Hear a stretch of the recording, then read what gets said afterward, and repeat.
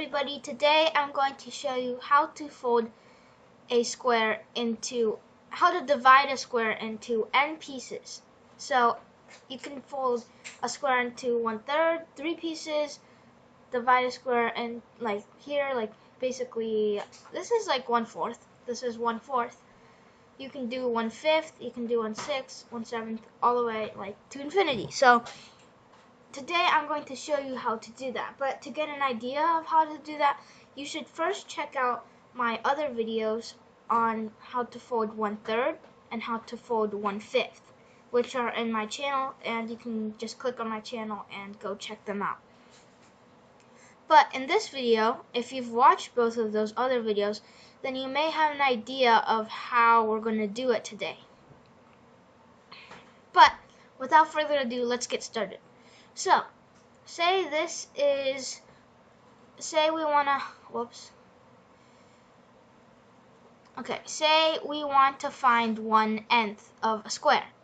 So, what we're first going to try to do is find 1/n minus 1 of a square. And the first thing you may ask me is like, wait, but if we're trying to find 1/7 of a square, so let's just say this is let's just say this is 1/n/1 of a square.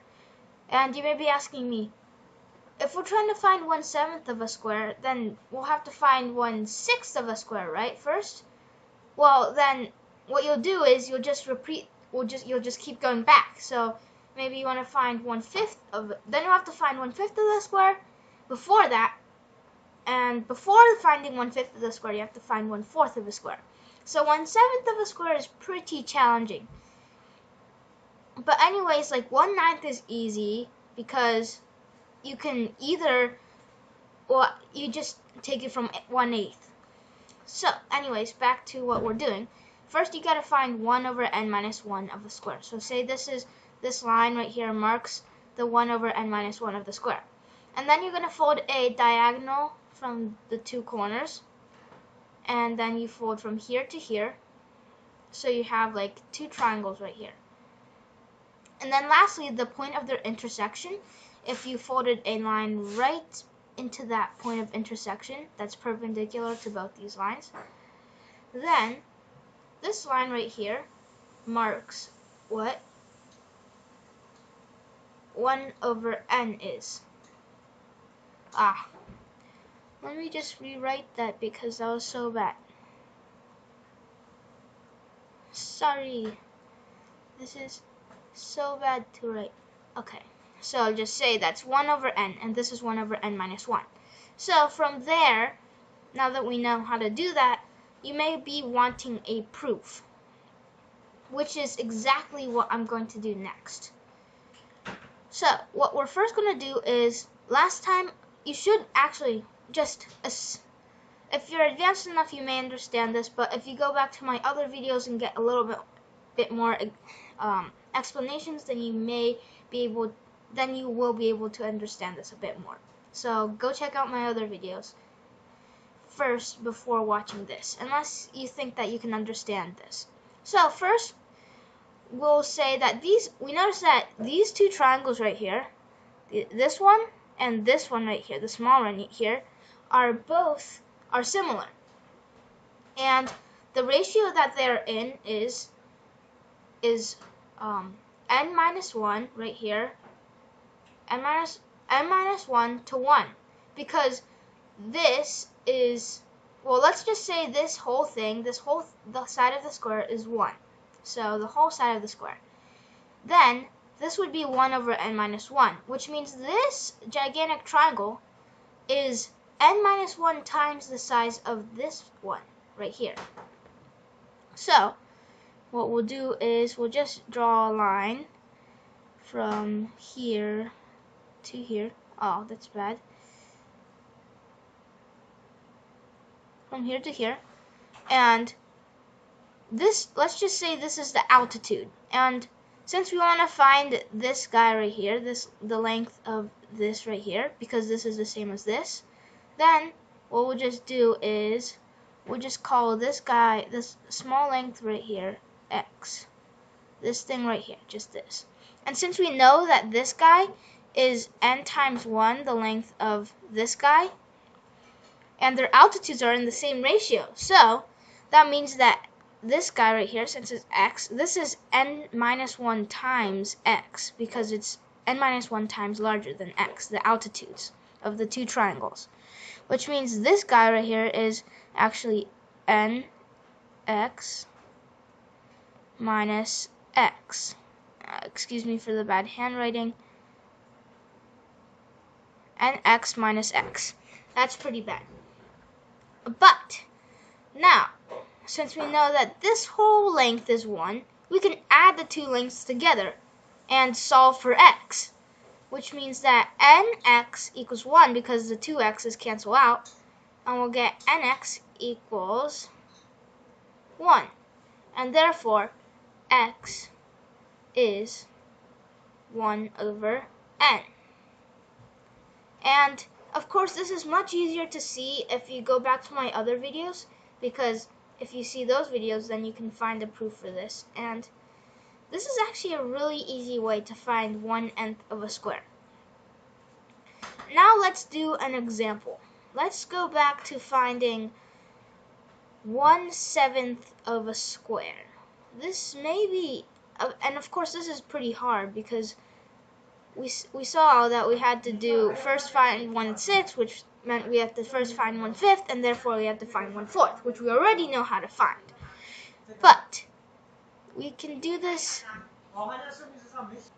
We can do this in a smarter way. Let's say we want to find it, and we see that 1/8 is just 1 greater than 1/7, which means we can do something like reversing it. So let's first fold our diagonal,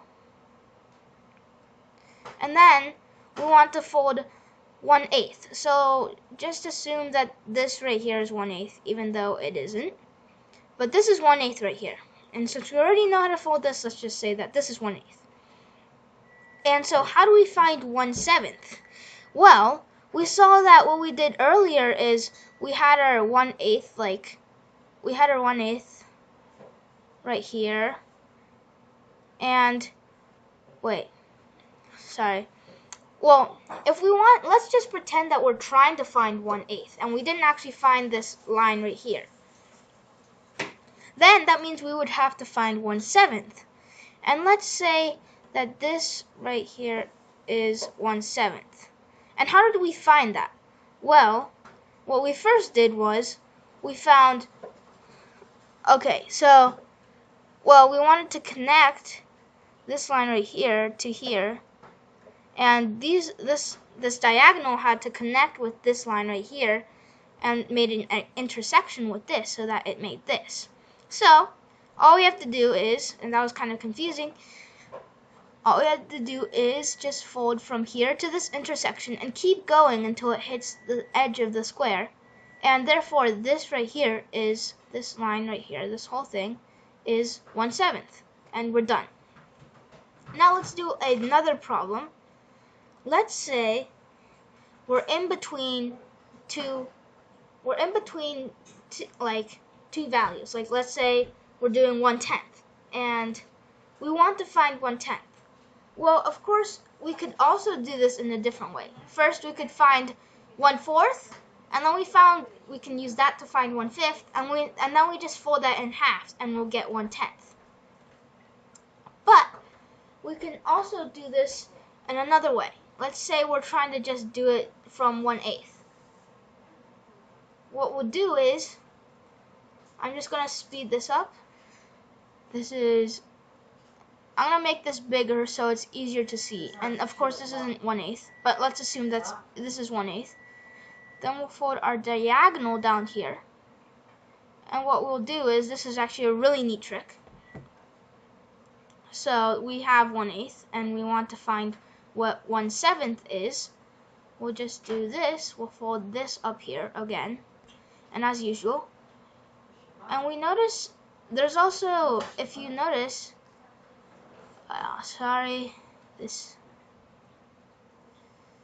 if you noticed before, you may have noticed that this is also 1/9. Instead of you folding this whole thing down and finding this is 1/9, you can always find this is also 1/9 when you do this line right here through the intersection. Which means that since we found 1/9, we can then go on and fold our diagonal again, and we can find 1/10 right here, and fold our line through it. And this right here is 1/10. And again, that was kind of confusing. The last few concepts that I gave out are really confusing. But hopefully you understood the first few concepts. And thanks for watching, and I hope you enjoyed.